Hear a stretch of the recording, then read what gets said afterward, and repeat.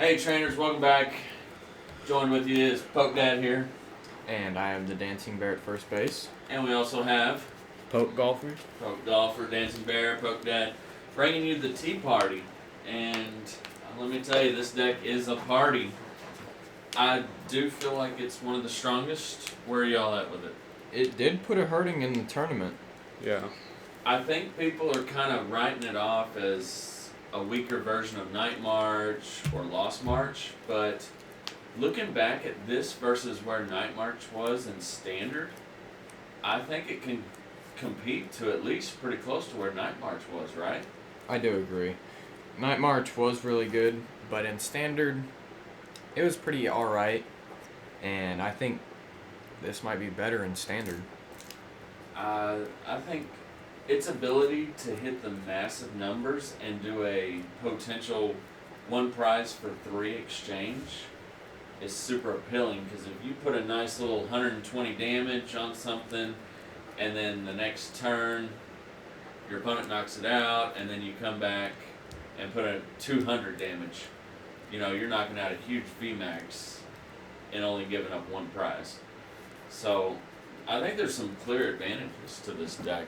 It is going to struggle against some things. I think Dragapult is virtually an auto loss. Oh, it is. Yeah.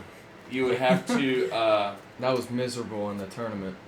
But I think we can tech it out to beat that matchup if we're really concerned about it. I just don't know how prevalent Dragapult is going to be with Eternatus going to be around. I think Eternatus is going to be a lot bigger than Dragonbolt. Would you agree with that? I do. I think Eternatus is really good, especially in this format. But if we see like kind of a circle being formed, we could definitely add Paracel to limit the ability for Dragapult to knock out stuff on the bench. So I think it's still going to be a struggle, even with Paracel. yeah. Jeez. All right, let's dive into the list. Alright, so starting it off, we have 4 Bunnelbees, 4 Dedenes, 4 Evolved Mr. Mimes, Galarian, Mr. Mime. 4 Teacups, and 4 Poltegeist, and then finally 2 Dedenes. No Crobat in the list. We would rather just go hyper aggressive and get as many in the discard pile as possible. And just looking from the damage output, I mean, we have 16 that have the Tea Party attack, and in case you're not familiar, it does 20 times each Pokemon that has the attack Tea Party in the discard. So the damage adds up. It has a domino effect, especially when your Pokemon are starting to get knocked out. Right, so You're going to be using Bunnelby and Poltegeist as your 2 main attackers. And the thing about Poltegeist is it has ability discard a card with the Mad Party attack and draw 2. So its ability is super strong and it really works well. It has great synergy with the whole deck. You're never going to be using Dedenne or Teacup or Galarian to attack. So yeah, any thoughts on any other additional Pokemon? I don't think it needs any more Pokemon. It would be nice, of course, if there were more Mad Party attackers, but it's fine. It hasn't. I'm really comfortable with our list with this. I've been extremely satisfied with how it's gone. We've tested at least 30 to 40 games with this list, and it's pretty close to dialed in. And it proved itself in the tournament. So, yep, looks good.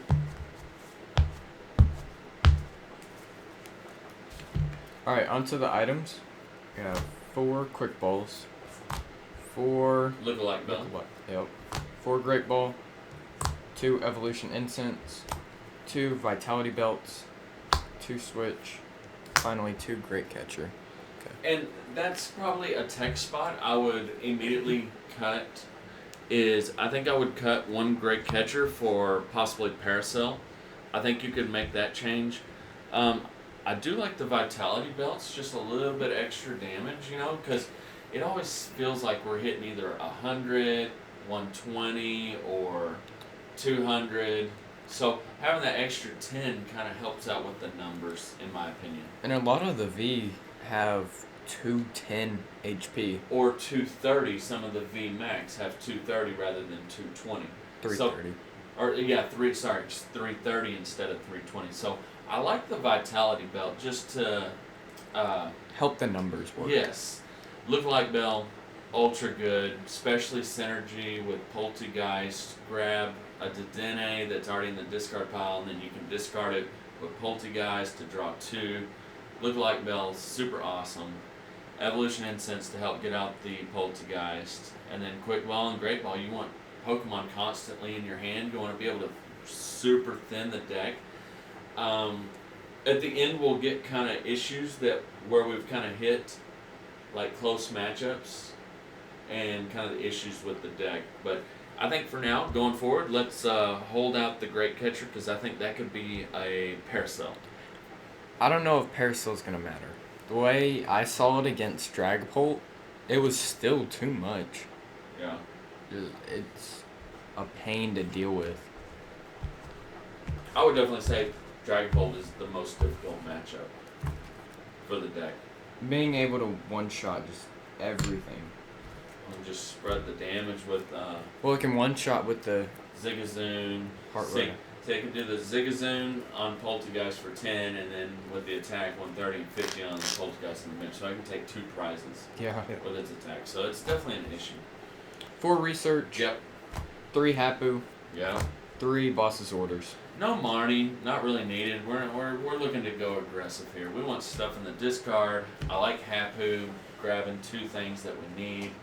So, we don't have Battle Compressor, and so Hapu is kind of a good option, but Professor's Research, same as Juniper, you want to go super aggressive. Dig, dig, dig. And then Boss's Order, I like selectively knocking out what I want, especially if we're going to have Crobats and Dedennes that are super easy 2 prizes just hanging out on the bench, especially against Eternatus. With 3 Boss's Orders, we don't really even have to address but maybe 1 Eternatus, and then we can knock out a Hoopa, and then we can take out a Crobat. Sounds like a plan. So that's kind of how I see the matchup going. They're gonna have Hoopa in the active. We're gonna take a prize on it. Then they're gonna push up Eternatus probably, and then we're gonna have to deal with that. And then we can snipe a Dedenne or a Crobat. Not a Dedenne, but a Crobat. Energies. We got 4 Twin Energies, of course, and then 4 Recycle Energies. And we're probably gonna catch flack on the Recycle Energy, but kind of hear me out. The Recycle Energy, we can sometimes power up Poltergeist or Bunnelby on the bench while we have a Twin Energy attached. On turn, if you're going first, you're going to want to put down a Recycle Energy somewhere. Exactly. And then if that Pokemon gets knocked out or something, you straight back to hand with it. I think we're going to catch flack on why aren't we running Triple Boost. And we tried Triple Boost. And we actually found that we liked Recycle Energy a little bit better in our situations, especially because Bunnelby is one of the main attackers. So Triple Boost is really linear. It is, and well, the same could be said. Well, you need 2 Recycle Energies to attack, but just know that we've tested out both ways, right? So Fan of the Recycle Energy. we actually like the Recycle Energy better, and y'all seen how it did. Y'all saw how it did in the tournament. Was there ever an issue of where we needed the Triple Boost instead of Recycle? No, there wasn't. There was a time where it helped. That way I could retreat the Dedenne. If not, I would have had to waste the Twin Energy to retreat. Yep, so definitely keep that in mind. We do like the Recycle Energy better. But other than Great Catcher and maybe messing with the energy a little bit, I would feel comfortable taking this deck to a tournament. I would too. Especially knowing if, I think at the beginning stages of the tournaments, we're not going to see a lot of Dragapult for the fear of all the Eternatus, right? Eternatus is gonna be big. It's going to be the most popular. Would you agree with that statement? Yeah. Pokegolfer, you on that? Yes. Eternatus is going to be the most popular. Same as like the Rayquaza was when it was similar. Or the Zoroark decks that are kind of similar how you wanted to fill up your bench. Mm-hmm. You know, it's going to be the most popular. So I feel super confident in taking that. And I think I would focus on that matchup of Tea Party versus Eternatus. I'd tech out for it. Yep. Add text for that. Take the auto loss to Dragapult. You could even tech like a single Hoopa with the recycle energy or something to just put 90 damage on something You and could. set up the numbers Yeah. for just one prize. I don't think. Well, does it? It takes a dark energy or colorless. Takes a dark, I think. Okay, so maybe not Hoopa, but there's definitely ways to tech for Eternatus. There's that card where you can discard till your bench has 3 Belba Yeah. on something. And then you can get rid of your Dedenes. Yep, so you could tech in Belbay or the tag team card and really put the Eternatus player, but it could help them out in hindsight because they're able to get rid of their Crobats and just leave big Eternatus on the bench. So I don't know if you can properly tech out for the Eternatus matchup, but I still like the overall matchup of Tea Party versus Eternatus. So Yeah. y'all got anything else? I think that's it. Yeah. Alright, well, till next time, be excellent to each other. And party on, dudes.